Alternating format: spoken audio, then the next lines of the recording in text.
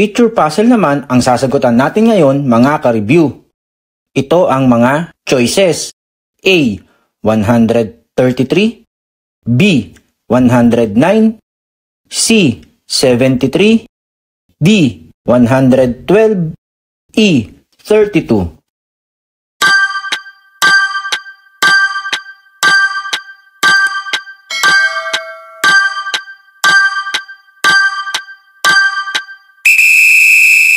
May mga videos o kaya naman sa ibang social media ang nagsagot niyan.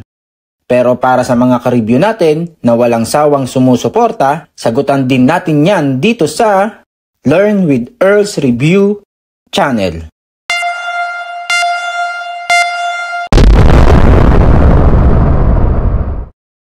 Bakit nga ba tayo gumawa o bakit tayo magsasagot ng ganan?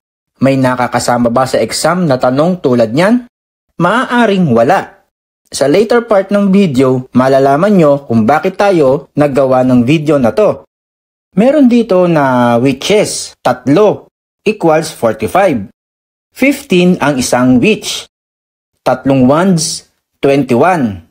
7 ang isang 1. 3 brooms, 12. Yan yung sinasakyan ng which kung di ako nagkakamali. Isang broom ay 4.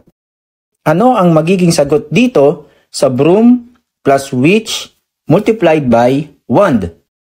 Kung ang isang broom ay 4 at isang which ay 15, isang wand ay 7, ang magiging equation ay 4 plus 15 multiplied by 7. Ito ang dahilan kung bakit kanya iniwan. Ito ang dahilan kung bakit gumawa tayo ng video na ito. Dahil sa equation na yan, magagamit natin yung video natin regarding sa PEMDAS. Kung hindi natin gagamitin ang PEMDAS, ang gagawin natin ay 4 plus 15, 19. Multiplied by 7 is 133. Kung susundin natin ang PEMDAS, una ang multiplication, saka pa ang addition. 15 multiplied by 7, 105. Plus 4, 109. Sino ang mga sumagot ng 109? Tingin nyo tama ang sagot nyo? Ganun talaga. Minsan kala natin tama na tayo ng pinili sa buhay. Mali pala. Bakit nga ba mali ang 109? Tingnan ulit natin itong broom plus which multiplied by 1. May isang broom dito. Pero kung babalikan mo siya, wag na lang. Kung babalikan mo itong mga brooms, itong broom na ito ay 2. Ibig sabihin, kung 12 ang total, ay may 4 na brooms dito. Ang isang broom ay 3. Hindi 4 isa. Ito ay 3. Dito naman tayo sa which. Ano ang mapapansin natin? Wala na siyang pagtingin sa'yo. Wala na siyang hawak na wand at broom. Itong 3 dito ay meron.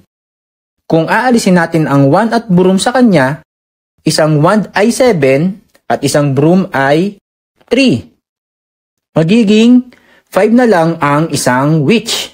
Dahil 7 plus 3, 10. Tapos 15 minus 10, 5.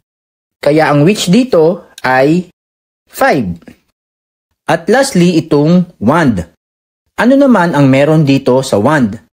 2 wand ang meron dito. Kung ang isang wand ay 7, dito ay 2, magiging 14 ito. 3 plus 5 multiplied by 14 ang magiging equation.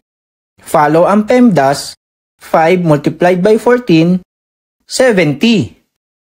Then add 3 is 73. Kung hindi gagamitan ng PEMDAS, 3 plus 5, 8. Multiplied by 14 ay 112. Ang tamang pagsasolve ay gagamitan ng PEMDAS. Kaya ang sagot ay C, 73. Subscribe for another day of review. Bye!